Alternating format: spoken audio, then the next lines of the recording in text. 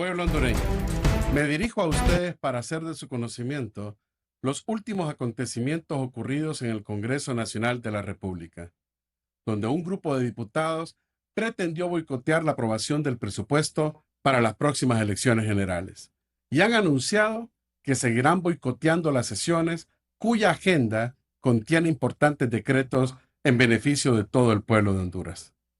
Y en vista de que la información que se ha difundido masivamente ha sido distorsionada, a continuación les explico lo siguiente. La Constitución de la República establece en el artículo 202 que el Congreso Nacional estará integrado por un número fijo de 128 diputados propietarios y sus respectivos suplentes.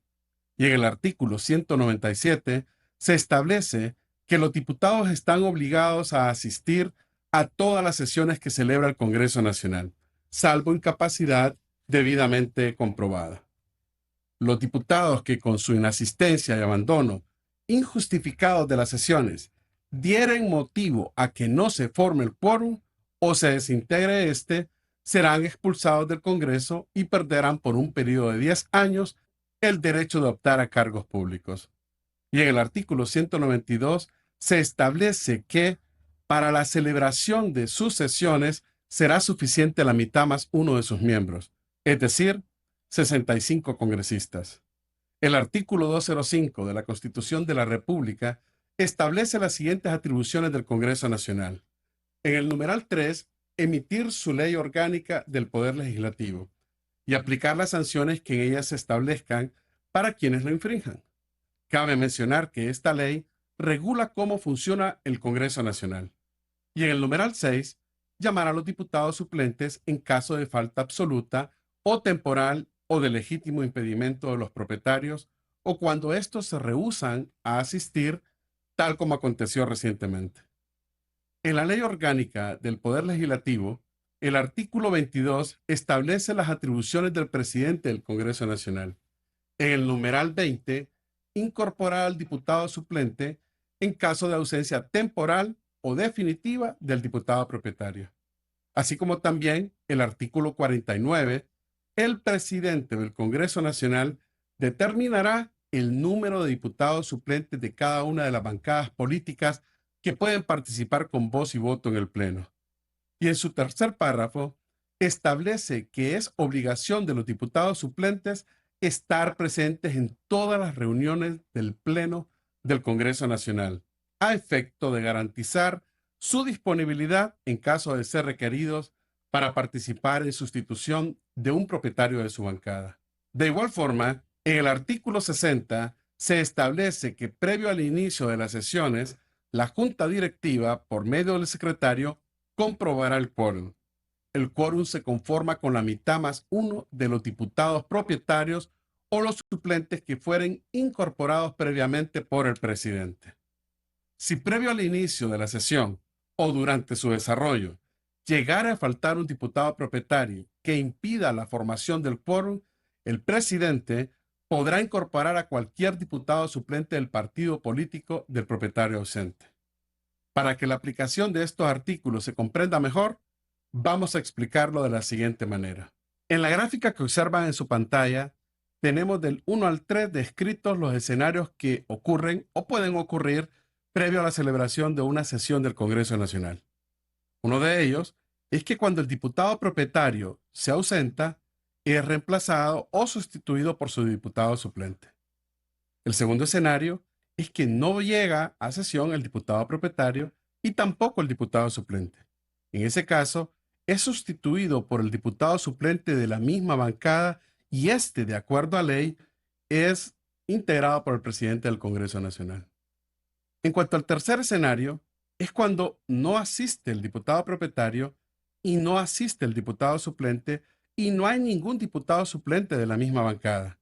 En ese caso, en aplicación de la Constitución de la República y la Ley Orgánica, será reemplazado por un diputado suplente de cualquier otra bancada.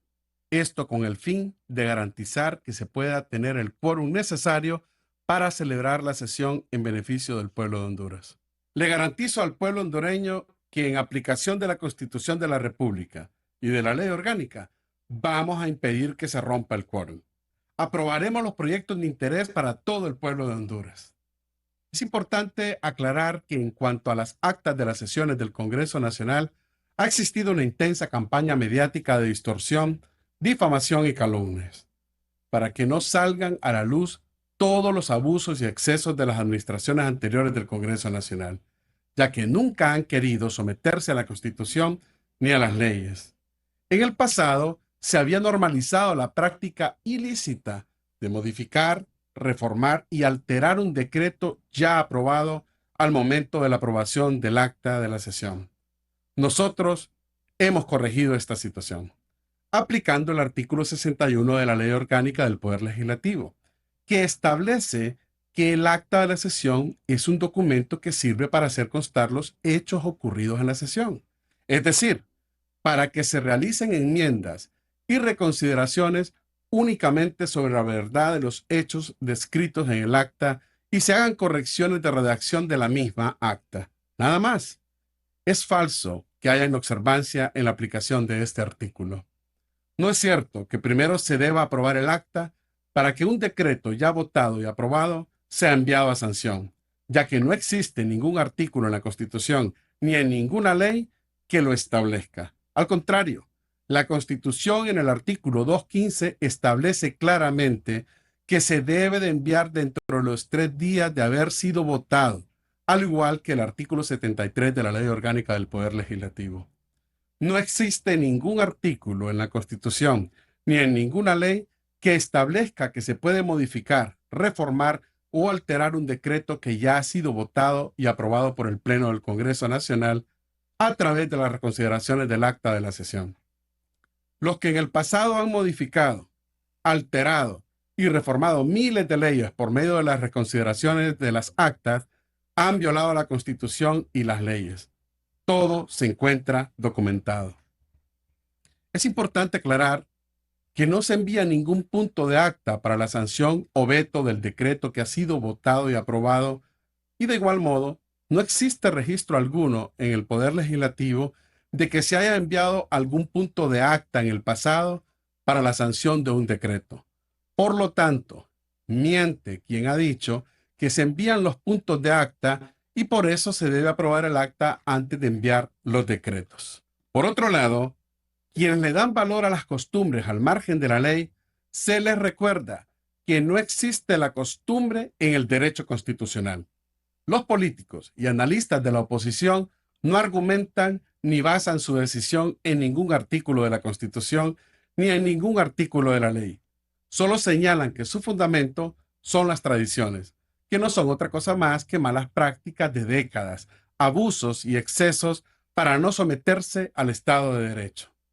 De igual forma, es necesario aclarar que no existe ningún artículo constitucional o legal que establezca que al no votar un acta o al no aprobarse un acta de la sesión, se revierta la votación de un proyecto de ley que ya fue votado y aprobado por el Pleno del Congreso Nacional. Finalmente, cabe señalar que hay más de 79 decretos que en el pasado fueron enviados a sanción y posterior publicación sin que el acta haya sido aprobada, lo cual no constituye ninguna violación a la Constitución ni a la ley. Hemos sido lo suficientemente tolerantes. Sin embargo, en defensa del pueblo hondureño que nos eligió con su voto, a partir de la fecha se aplicará de forma irrestricta lo que establece el artículo 197, segundo párrafo de la Constitución de la República y el artículo 51, numeral 6 de la Ley Orgánica del Poder Legislativo. Pueblo hondureño, estamos trabajando por ustedes. Muchas gracias.